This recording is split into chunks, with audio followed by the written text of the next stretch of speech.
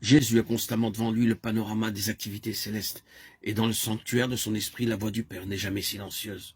Écoutez-le, le Fils ne peut rien faire de lui-même, il ne fait que ce qu'il voit faire au Père, selon que j'entends, je juge. Une fois seulement, à cette heure terrible où il succomba sous le poids de nos péchés, comme sous l'ancienne alliance, la victime symbolique devenait la proie de l'autel à cette heure-là. Seulement la vision s'évanouit et la voix se tue. Mais il s'agissait là de l'expiation du péché, et nous n'aurons jamais à partager ce service-là.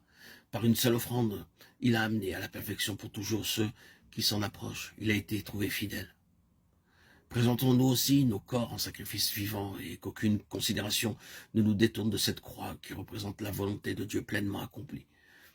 Ce n'est pas la peine d'obtenir de Dieu le désir de nos cœurs, comme les Israélites du psaume 106, verset 15, si nous devons pour tout profit voir le dépérissement de notre âme. À quoi bon céder à ce qui frappe les oreilles et les yeux du dehors, si c'est pour perdre la vision intérieure et devenir sourd à la voix de Dieu? Il est humain de marcher avec la foule, il est divin de marcher seul. Si un homme suit le grand nombre, va et vient avec la marée, on peut dire de lui, voilà bien l'homme, cela lui ressemble. Mais suivre un principe, résister à la marée, savoir dans sa vie quelque chose de Dieu. Quoi de plus naturel que de faire un compromis avec sa conscience pour se plier au goût du monde et à la mode religieuse? N'y a-t-il pas tout à gagner?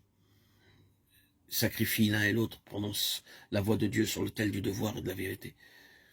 Personne ne m'a assisté, mais tous m'ont abandonné, écrit l'apôtre, à l'heure où, meurtri par les luttes de toute une carrière, il vient de comparaître devant Néron. Qu'est-il arrivé? Peu de choses. Il a seulement risqué sa tête pour rendre compte d'une croyance contraire à la doctrine du monde romain. La vérité n'est plus de mise depuis que l'homme a échangé sa robe de radieuse lumière contre un vêtement de feuilles flétries. Noé construisit et navigua seul. Il était de bon ton pour les voisins de railler cet homme bizarre. Vint le déluge, qui respecta cette unanimité. Abraham voyagea et adora seul. Les sodomites souriaient de ce simple berger. Ils suivaient la mode. Elle leur coûta cher. Daniel dîna et pria seul. Élie sacrifia seul et resta seul à clamer les exigences de Dieu. Jérémie prophétisa et pleura seul. Jésus aima et mourut seul. Et du chemin solitaire qu'il propose à ses disciples, il dit, étroite est la porte et resserrez le chemin qui mène à la vie. Il y en a peu qui les trouvent. Et quant au traitement qu'ils allaient recevoir de ceux qui suivent en nombre la voie large, voici ce qu'il en est dit. Si vous étiez du monde, le monde aimerait ce qui est à lui, mais parce que vous n'êtes pas du monde, à cause de cela, le monde vous est.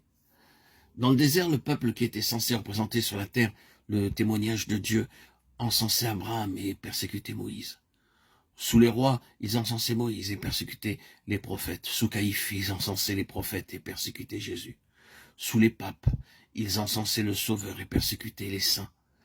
Et il se trouve aujourd'hui une foule de gens, aussi bien dans l'Église que dans le monde, pour applaudir à la courageuse persévérance des patriarches et des prophètes, des apôtres et des martyrs, et pour traiter de fous et de buter ceux qui font preuve au temps présent d'une semblable fidélité. On demande aujourd'hui pour le service du devoir et de la vérité des hommes et des femmes jeunes et vieux qui soient prêts à sacrifier leur fortune, leur ami, et jusqu'à leur vie, plutôt que de trahir leur certitude intérieure.